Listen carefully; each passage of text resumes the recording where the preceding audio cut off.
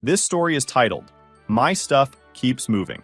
So I set up Rat Trap in my bedroom, and next day, my mother-in-law gets into it, and oh boy, it is a mess. Hey there! We put a lot of effort into finding the best stories for you. If you're enjoying them and want to help us out, don't forget to hit that subscribe button. It really supports our channel. Now let's start the video. OP starts by saying, Hey Reddit, I don't even know where to start. I've never been the kind of person to post stuff online like this, but I'm seriously at a loss and need some outside opinions. Buckle up because this is a lot. So, about a month ago, my mother-in-law moved in with us. My husband was the one who suggested it. She was going through a rough patch. Financial issues, family drama. I didn't ask too many questions. And he said it'd be temporary. I didn't love the idea, but I also didn't want to be the bad guy who said no. She's his mom after all, and I figured it wouldn't be forever. At first, it was fine. She mostly kept to herself, staying in the guest room and doing her thing. I went about my daily routine, work, errands, whatever, and didn't think too much about it. But then little things started happening. You know how sometimes you get this weird gut feeling that something's off? That was me. The first time I noticed, it was something small. I came home from work, went into the bedroom to change, and realized my jewelry box wasn't sitting where I'd left it. It wasn't a big move, just shifted a little to the side, but it was enough to catch my attention. I asked my husband if he'd touched it, and he gave me this confused look like, why would I? Fair point. He's not exactly the type to care about my earrings. I brushed it off, thinking maybe I'd moved it myself and just didn't remember. But over the next week, it kept happening. My clothes would be folded differently in the drawers, my perfume bottles weren't where I'd left them. Even the furniture felt like it had been nudged around. At this point, I was starting to feel paranoid. I know my husband didn't do it because, honestly, he barely sets foot in the bedroom except to sleep. And it wasn't like things were missing. Nothing was stolen, just moved. Like someone had been going through my stuff. That's when the suspicion hit me. It had to be my MIL. She was the only other person in the house. But why? What could she possibly want from rifling through my things? It wasn't like I had any deep, dark secrets tucked away in my sock drawer. I tried to keep an open mind. Maybe there was some innocent explanation. Maybe she was looking for something and didn't want to bother me. But the more I thought about it, the more it bugged me. This was my personal space. Our bedroom. A place where I should feel safe and comfortable, not like I have to second-guess everything. So I decided to talk to my husband. Big mistake. I told him what I'd noticed, the moved jewelry box, the shifted furniture, all of it, and suggested that maybe his mom had been in our room. His reaction? Total denial. Mom would never do that, he said, as if I was accusing her of some heinous crime. I tried to explain that I wasn't saying she had bad intentions, just that it was making me uncomfortable. But he shut me down completely. She's not like that, he kept saying, like it was impossible. Okay, fine. Maybe I was wrong. Maybe I was reading too much into things. But the problem didn't go away. If anything, it got worse. A few days later, I came home to find the closet door slightly ajar.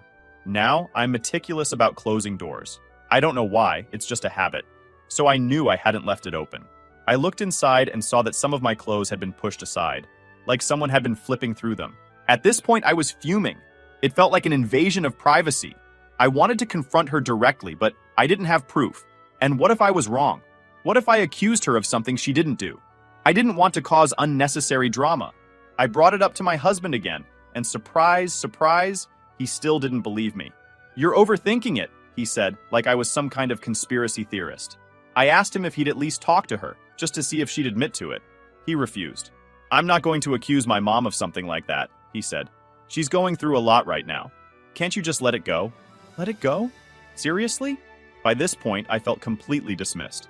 My husband wasn't taking me seriously, and I couldn't confront his mom without risking a full-blown family feud. So, what was I supposed to do? Just live with it? Pretend it wasn't happening? That's when I decided I needed to take matters into my own hands. If no one was going to believe me, I'd have to prove it. But how? I thought about installing a camera in the bedroom, but that felt extreme. And honestly, I didn't want to deal with the fallout if my husband found out. Alright, so here's where things start to heat up. After weeks of feeling like I was losing my mind, I decided it was time to take action. My mother-in-law wasn't about to admit she'd been snooping, and my husband sure as hell wasn't going to confront her. So, I had to get creative. The fake positive pregnancy test I ordered online arrived a couple of days later. It came in this plain, boring package, and when I opened it, it looked pretty convincing. Like, you'd never know it wasn't real unless you were in on the joke. The two little pink lines stared back at me like they were daring me to go through with it. I'll admit, I felt a bit guilty at first. It's not like I wanted to mess with anyone's feelings, but I was at my wit's end. How else was I supposed to prove my mother-in-law was going through our stuff? I decided the best way to do this was to keep it simple. No need to make a big show of it or act suspicious. I just tossed the test in the trash can in our bedroom and went about my day like nothing was different. The trash can, by the way, was strategically placed near the closet. It wasn't somewhere anyone would casually check, unless they were already poking around. I didn't even tell my husband about it because, honestly, I didn't trust him not to tip her off. The next morning, I got ready for work like usual. My husband left before me, and my mother-in-law was downstairs when I walked out the door.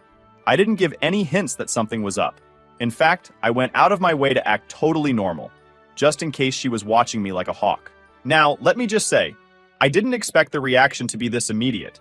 I thought maybe she'd see the test, sit on the information for a while, or, best case scenario, come to me directly about it. Instead, about 2 hours into my shift at work, my phone started blowing up. I checked it during a break and saw that I had a bunch of missed calls and texts. At first, I panicked, thinking something bad had happened, but then I saw the messages. Period. Congratulations, sweetie. We're so happy for you. Can't wait to meet the little one. When's the due date? What the hell? It didn't take long to piece things together.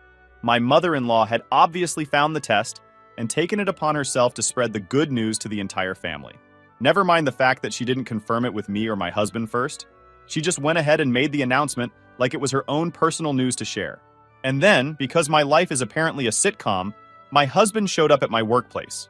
He looked completely frazzled, like he'd just run a marathon. I'll never forget the look on his face.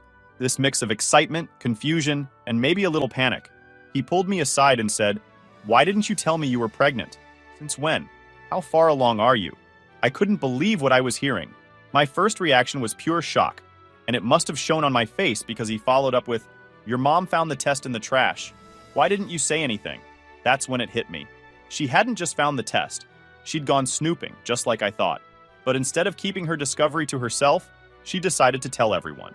And now I was standing in the middle of my workplace, trying to figure out how to explain myself without looking like a total lunatic.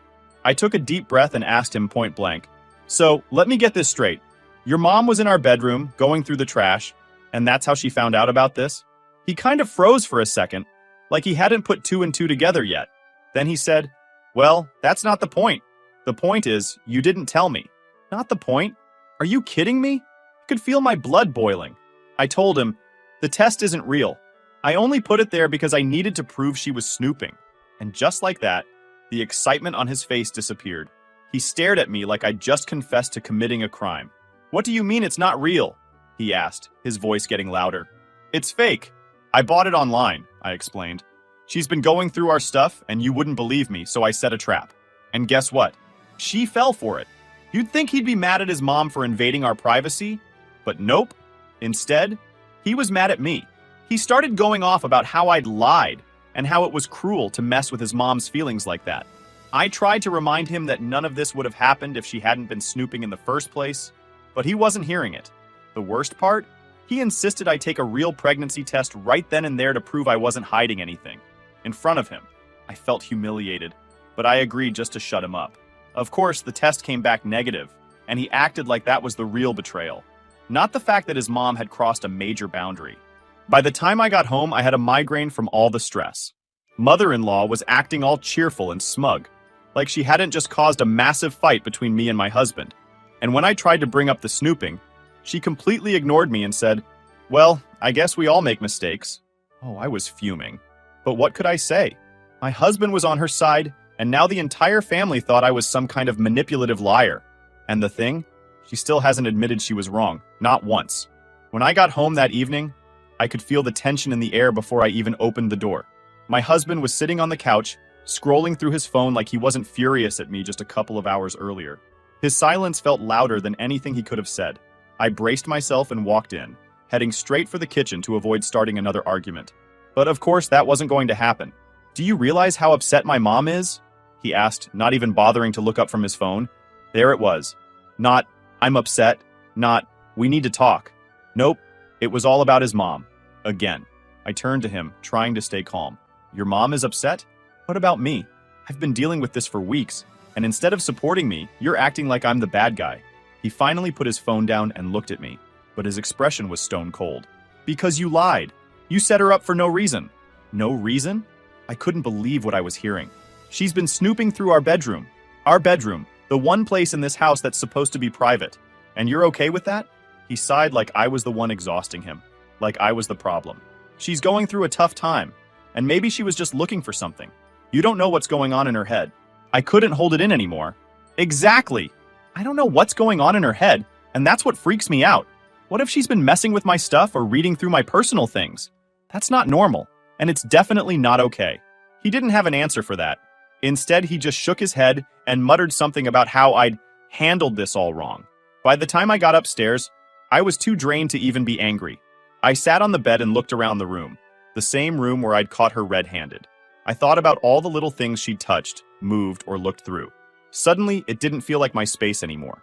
I wanted to cry, but I was too stubborn to let myself. Instead, I started making a mental list of everything I'd need to do to protect my things. Maybe I'd get a lockbox for my valuables, or start keeping my important documents in my work bag. The fact that I even had to think about this made my stomach turn. Atur Fursao. The next morning, things got even worse. I woke up to a slew of texts from my husband's family. Apparently, mother-in-law had wasted no time sharing her side of the story with everyone. And of course, she'd made herself out to be the victim. One text from his aunt read, "How could you be so cruel to mother-in-law? She was so happy about the pregnancy news, and now you've crushed her." Another from his cousin said, "You should have just talked to her instead of playing games. This is so childish." My personal favorite came from his sister. "You're toxic. My brother deserves better than someone who treats his mom like this." It was like getting punched in the gut over and over again. Not a single person in his family seemed to care about the fact that mother-in-law had been snooping. All they saw was a woman whose feelings had been hurt, and I was the villain who'd done it. I showed my husband the messages, hoping he'd finally understand how out of hand this was getting. But he just shrugged. "What did you expect?" "What do you mean, what did I expect?" I asked, my voice starting to rise. "Your mom went through our stuff and told everyone about something she had no business knowing. But somehow I'm the one who's wrong?" "She didn't mean any harm," he said, as if that excused everything. "And you have to admit, what you did was pretty extreme." I felt like I was talking to a brick wall. No matter how much I tried to explain, he couldn't, or wouldn't, see my side of things. It wasn't just about the fake pregnancy test anymore. It was about respect, privacy, and the fact that I couldn't trust the people I lived with. Later that day, mother-in-law cornered me in the kitchen. I was washing dishes when she walked in, her arms crossed like she was preparing for battle. She didn't say anything at first, just stood there watching me. I could feel her eyes on my back, and it made my skin crawl. Finally, she broke the silence. "I just want you to know that I forgive you," she said, her voice dripping with condescension. I turned to face her, gripping the dish towel in my hand. "Forgive me?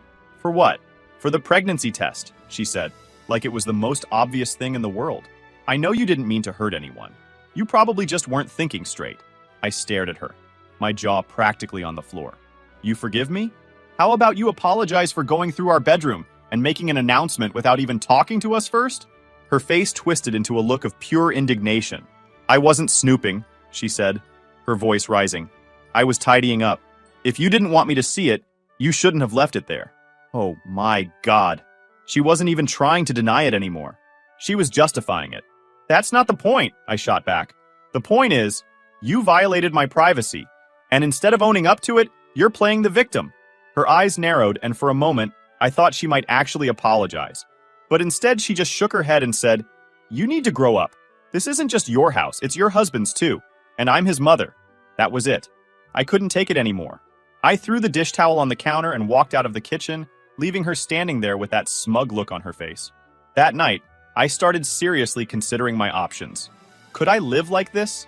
Constantly feeling like I had to defend myself in my own home? Was this the kind of marriage I wanted to be in, where my husband sided with his mom no matter what? I didn't have any answers, but I knew one thing for sure. Something had to change. By the time the weekend rolled around, I was completely drained. My husband and I were barely speaking, and when we did, it felt like we were talking past each other. Mother-in-law, on the other hand, seemed to be in great spirits. She acted like nothing had happened, like she hadn't stirred up a family-wide drama over something that wasn't even real. I needed space, so I decided to spend Saturday running errands and grabbing lunch on my own. As I drove around, I thought about everything that had happened. I kept replaying the arguments in my head, trying to figure out where it all went so wrong. How did I end up in a situation where my husband and his entire family were against me? When I got home, I found mother-in-law in the living room, folding laundry that clearly wasn't hers. My clothes were neatly piled on the coffee table, along with some of my husband's shirts.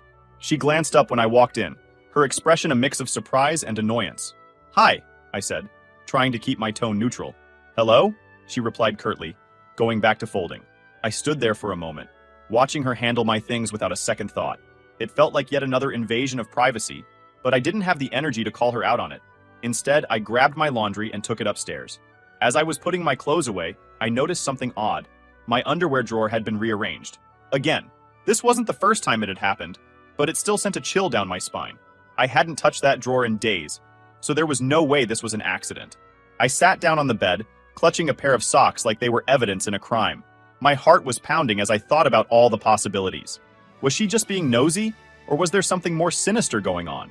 Later that evening, I decided to bring it up with my husband again. I knew it was risky, but I couldn't keep ignoring it. "Can we talk?" I asked as he sat on the couch scrolling through his phone. He didn't look up. "About what?" "Your mom," I said, trying to keep my voice steady. "She's been going through my stuff again. I found my underwear drawer rearranged today." He sighed and finally set his phone down. "You don't know that it was her. Who else could it be?" I asked, exasperated. "You're not doing it, and I sure as hell didn't do it myself." "Maybe she was just cleaning," he said, like it was no big deal. "Cleaning? My underwear drawer?" I snapped. "That's not cleaning, that's snooping." His face hardened. "Why do you always assume the worst? She's just trying to help." "Help?" I repeated, my voice rising. "She's invading my privacy. I shouldn't have to explain why that's a problem." He shook his head. "You're blowing this way out of proportion." I felt my stomach drop. No matter how much I tried to explain, he just didn't get it. Or maybe he didn't want to. Either way, it was clear I wasn't going to get any support from him. The final straw came the next day. I was in the kitchen making coffee when I overheard mother-in-law talking to someone on the phone. She was in the living room, her voice just loud enough to carry into the next room. "She's so sensitive," she was saying. "I don't know how husband puts up with her. If it were me, I'd tell her to get over it." I froze, my hand tightening around the coffee mug. "She's always making a big deal out of nothing," she continued. "I was just trying to help, and now she's acting like I'm some kind of criminal. Honestly, I think she's just insecure." I couldn't take it anymore. I walked into the living room, my heart pounding. "Is there something you'd like to say to me directly?" I asked, my voice trembling with anger. She looked up, startled, but quickly recovered. "I was just talking to a friend," she said, her tone icy. "Yeah, I heard," I replied. "And for the record, I'm not insecure. I just don't appreciate you going through my things and then playing the victim when I call you out on it." She rolled her eyes. "You're overreacting. I was only trying to keep the house tidy. You should be thanking me, not accusing me of snooping." "Thanking you?" I repeated, my voice rising. "For violating my privacy and spreading false information about me to the entire family?" At that moment, my husband walked in. "What's going on?" he asked, looking between the two of us. "Your wife is accusing me of snooping again," mother-in-law said, crossing her arms. "I'm tired of being treated like a criminal in my own son's house." I turned to my husband, hoping, praying, that he'd finally stand up for me. But instead, he just sighed and said, "Can we all just calm down?" "Calm down?" I asked, my voice shaking. "Your mom has been going through my things, trash-talking me to your family, and now she's accusing me of being the problem. How am I supposed to calm down?" "Because you're making this bigger than it needs to be," he said, rubbing his temples like he was the one dealing with a headache. I stared at him, my anger quickly turning to despair. It was like he couldn't or wouldn't see what was really happening. "Aishirasha!" That night, I locked the bedroom door for the first time since mother-in-law moved in. My husband complained about it, saying it was unnecessary, but I didn't care. I needed to feel like I had some control over my own space, even if it was just symbolic. As I lay in bed, staring at the ceiling, I couldn't stop thinking about everything that had happened. My mother-in-law had turned my life upside down, and my husband had let her. I felt trapped, like I was living in someone else's house instead of my own. Something had to give. I couldn't keep living like this. By this point, I felt like I was living in a constant state of unease. My bedroom didn't feel like a private space anymore. My husband's loyalty seemed firmly tied to his mother, and the rest of his family had labeled me as the villain in this twisted story. Every time I tried to set boundaries, it only escalated into more drama. It was like I couldn't win, no matter what I did. A couple of days after the phone call incident, I came home from work and found mother-in-law sitting at the dining table with my husband. They stopped talking the second I walked in, which was the first red flag. The second red flag was the way mother-in-law gave me this smug little smile, like she knew something I didn't. "What's going on?"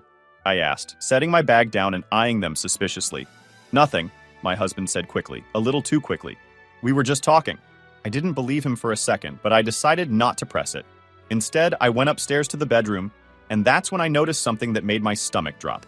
My bedside drawer was slightly open. Now, I know for a fact that I hadn't left it like that. I always close it before I leave for work, and I hadn't touched it since the night before. My mind started racing. What had she been looking for this time? I opened the drawer and rifled through it, checking to see if anything was missing or out of place. That's when I noticed my stash of birth control pills. The packet was still there, but something about it seemed off. I picked it up and realized that one of the pills was missing. My hands started to shake. I counted the remaining pills over and over, hoping I was wrong, but no, it was definitely short by one. I stormed back downstairs, my heart pounding in my chest. Mother-in-law was still sitting at the table, looking entirely too comfortable in my house. "Did you go through my stuff again?" I demanded, holding up the packet of birth control pills as evidence. She raised an eyebrow and said, "I don't know what you're talking about." "Don't play dumb," I snapped. "I know you've been in my drawer, and now one of my pills is missing. Care to explain that?" Her expression didn't waver. "I don't need to explain anything to you," she said coolly. "Maybe you just misplaced it." "Misplaced it?"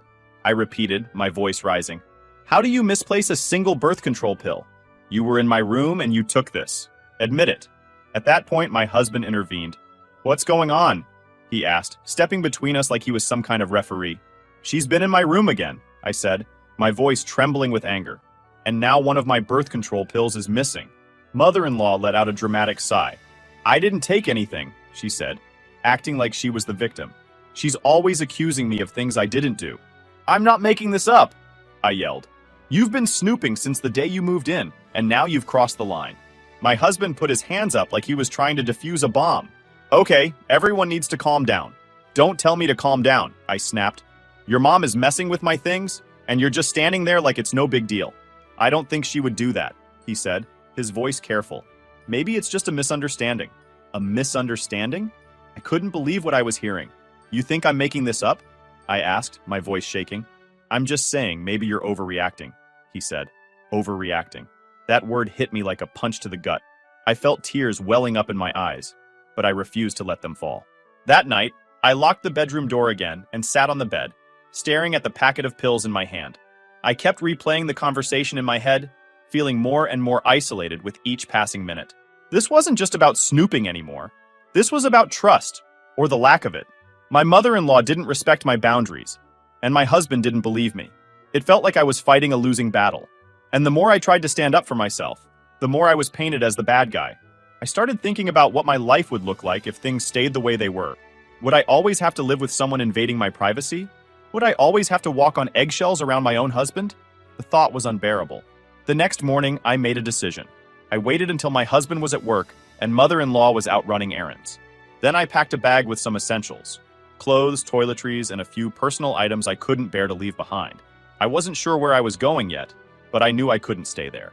Before I left, I wrote a note and left it on the kitchen counter. "Husband, I can't do this anymore.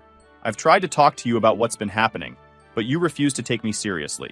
Your mom has violated my privacy over and over again, and instead of supporting me, you've made me feel like I'm crazy for being upset. I need some time and space to think about what I want and whether this marriage is worth saving. Don't contact me unless you're ready to have an honest conversation about everything that's happened. My name." So, Reddit, am I the a-hole? Should I go back to my husband? I'm feeling completely lost. Please help me out in the comments. Mini update. Hey Reddit, it's been a couple of weeks since I left, and I figured I'd give you all an update since so many of you have been asking what happened next. First off, thank you for all the support and advice. Reading through your comments helped me feel less alone in all of this. So, after I left, I stayed with a friend for a while. She's been a lifesaver, letting me crash on her couch and vent about everything. Honestly, just being in a space where I felt safe and respected made such a huge difference. I didn't realize how much anxiety I'd been carrying until I was out of that house. As for my husband, he's reached out a couple of times, but I've been keeping my distance. The first few texts were all about how I overreacted and how we need to fix this. He still doesn't seem to understand why I left in the first place, which is frustrating but not surprising. Then came the guilt trip. He started talking about how much MIL misses me and how she didn't mean any harm. He even said she's been crying every day since I left. I told him that her feelings aren't my responsibility, and until he's ready to acknowledge the real issue, her boundary crossing and his refusal to address it, I'm not coming back. The good news? He's finally agreed to go to counseling. I don't know if he's doing it to save our marriage or just to get me back home, but either way, it's a step in the right direction. I've told him I'm willing to talk, but only in a neutral setting with a therapist present. As for Mael, I made it clear that if I ever come back, there need to be firm boundaries in place. No more snooping, no more treating my things like they're hers to mess with, and definitely no more playing the victim when she gets called out. If she can't respect that, then she can't live with us. End of story. Right now, I'm taking it one day at a time. I don't know if this marriage is salvageable, but I'm open to trying if my husband can show me that he's serious about making changes. If not, well, I'm starting to realize I deserve better than this mess. Anyway, that's where things stand for now. I'll keep you posted if there are any big developments. Thanks again for all the support. It means more than you know.